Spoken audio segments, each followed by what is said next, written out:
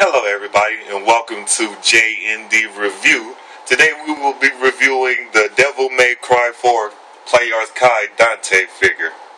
And I gotta tell you, Players Kai has done it again. They've made a series of figures of characters of video games and movies. And when it came to Devil May Cry 4, they really nailed it with the Dante figure, I gotta tell you. The Dante comes with quite a few accessories. It's not necessarily a huge thing for Players Kai to come out with a whole bunch of accessories for their figures. So this one comes with a couple of interchangeable hands, which is the ones he have on them already. And these are the relaxed / trigger finger hands. Also to hold his sword, the Rebellion, as you know Dante has if you ever played Devil May Cry. And as you can see, it has a little peg inside to hold the guns and the sword, so you shouldn't have too much of a problem holding it. Let's see, he also comes with his twin pistols, Ebony and Ivory. This here is Ebony, as you can tell because it's the black gun. The detail on the guns are just amazing. I mean, you got the fine lines, you got the hollowed out barrel in the front, you got this that cocks the bullet in place. I'm not really a huge gun person, but it has that, and the gold trigger, which you would figure that they would have painted black, but Player Kai really paid attention to this, and they made it gold the way that it should be. Gold clip at the bottom, grips on the handle, just like in the video game. And that was Ebony. Let me show you Ivory. Ivory is the silver gun that Dante has, which just shows you how cool he is. Again, you see the fine lines, the barrel is made quite nicely, you know, and it says Ebony Ivory inscribed on this gun as well. And as you can see, I also attached his trigger hand onto the gun because, like I said, it got pegs inside, and putting the guns inside the hand has been really difficult. It really proved to be a challenge because the hand itself grips the gun, but the pegs kind of make it really difficult to put it in there. So it's going to take you at least 5 minutes to get it in there. And I'm sorry, I just had to keep it honest on that particular point. But like I said, the gun is pretty amazing. Nice and long like it should be. Just like off the game. And those were the guns. Now, this is Dante's sword, the Rebellion. Like I said, Dante has another sword called the Alistair that he got in the very first game. This one is from the fourth one, and I gotta say, this is my favorite. I just love the design on it with the skulls and the very long blade, and just very much done. And to see it come to life, it still gets to me. I mean, I just got it, and I'm just looking at it in just total amazement at how they did it. Slightly flexible, but don't bend it too far because it feels like it's just going to snap if you bend it too far. Again, very nice design. You put this on Dante's back, which I want to say a thing about that. When you put it on Dante's back, it comes with a small golden-like peg that you put it on his back with. And if you lose this peg, you won't be able to put it on Dante's back, which is really going to destroy the illusion of the figure lightweight, because if you don't have it on the sword on Dante's back, it's not really going to be Dante. So make sure you don't lose this. I really wanted to point that out because it is very tiny. And you very well could lose it. Don't let it slip into any cracks or anything like that, because then you have a problem. On to the box.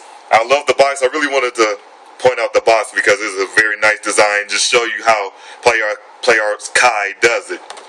When they detail, they even do it on the box. It has a nice gothic-y feel to it. You know, it says Devil May Cry 4 at the bottom. Players Kai title. On the back, nice little poster you could put Dante in, you know, to show off the figure. And Nero, who was also a playable character in the Devil May Cry Dynamite for a video game. They also made him. Speaking of the figure, let's get straight to it. This here is Dante. If you know anything about Devil May Cry, you know Dante. Don't have to explain to you who he is, the son of Sparta, and goes through the game trying to find out more about himself and his heritage. And I gotta tell you, dead on. I can't emphasize that enough. If you look on the screen here, you can see just how dead on he is. Everything on him exactly as if you just pulled the figure out of the video game. It looks just like him. And to talk about the sculpt a little bit, again, they really did it to the top notch. They got the wrinkles in the jacket from him rolling up the sleeves. The jacket is, the coat, I should say coat, it's not a jacket. The coat is very nice, elegant looking. They put a nice wash on it, on the red, to make it have that leathery feel, that leathery look to it. And I like how they did the vest as well. You see the buttons that's going down Dante's vest has been painted quite nicely. It makes it pop when you look at it. They didn't have acid in any kind of way. Even the belt buckle that he has, again, very nice. Zippers down the coat, down the vest. Everything was just very expertly done. Here's the right view of him, front view, side view, and the back. Now, getting into the articulation, it is definitely dynamite for this figure. Any pose you need Dante to do, he does it and then some. You got the double hinged elbows, swivel wrists, also go in and out for gun poses mainly. 360 shoulder, on both sides the joints are nice and tight, so you don't have to worry about wearing them out anytime soon. And going down to the waist, you got the ball joint in like the abdomen area, swivel on the sides. If you can see that, you can move them to the side. The knees, double jointed.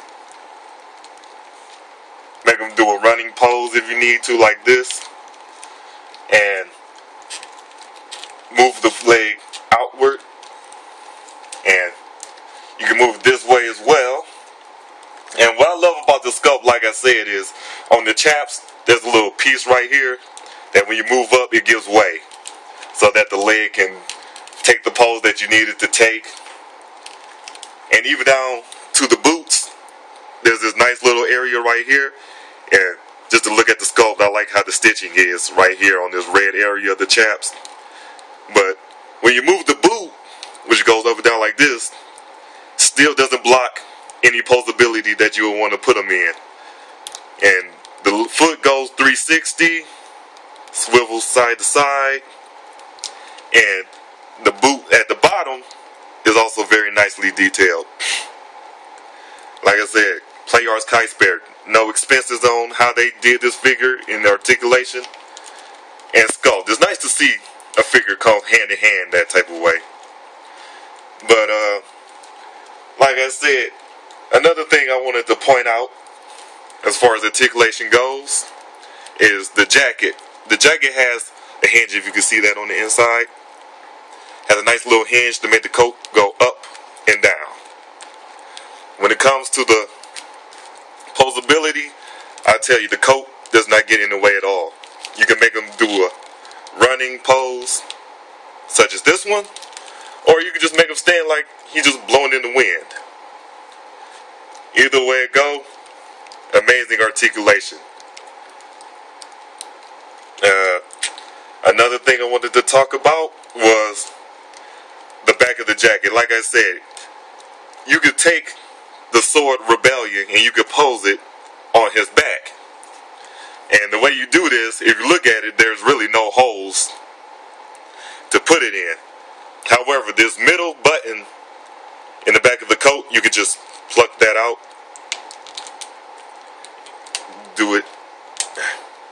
If I can get my nails into it.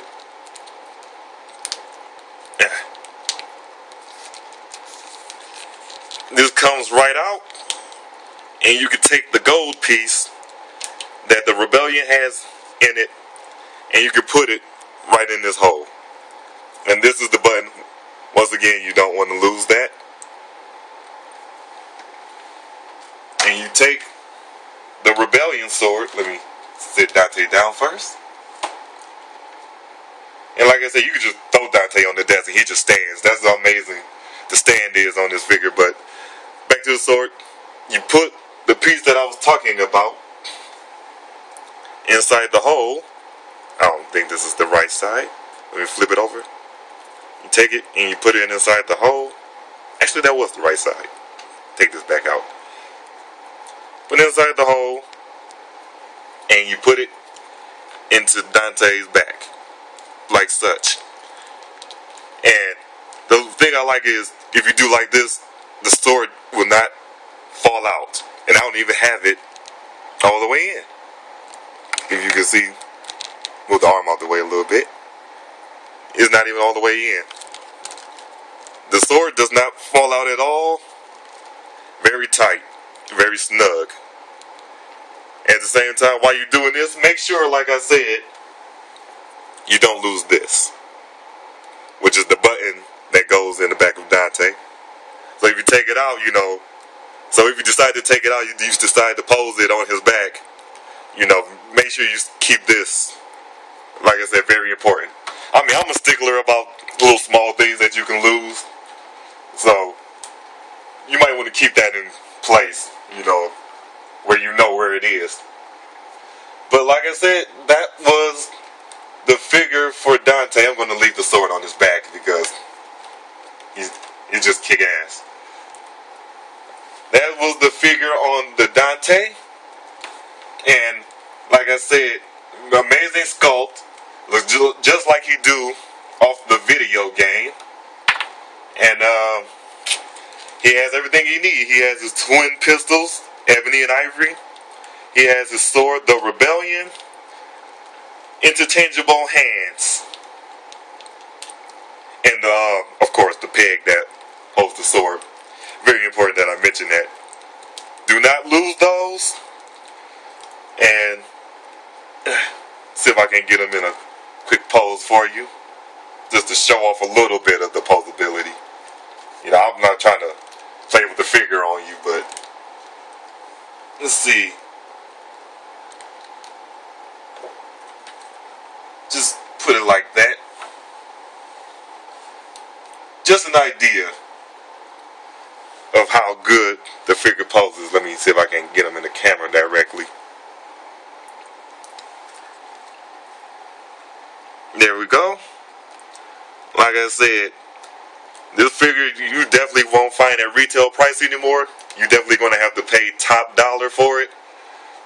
It came out last year and already is sold out like before the year ended.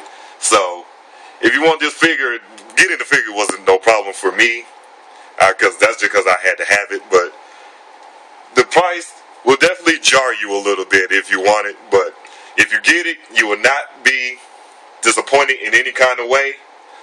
The figure is nice. The sculpt is absolutely beautiful. The guns can be a bit of a thing for you, when putting it into his hand thanks to the pegs. I really think they should have left the pegs out because it could be quite difficult getting them in. But like I said, maybe I'm just slow. Maybe you could get it in faster than I can, but I can't say that it's going to be quite the hassle. Like I said, this was a JND review. This is the J, signing out.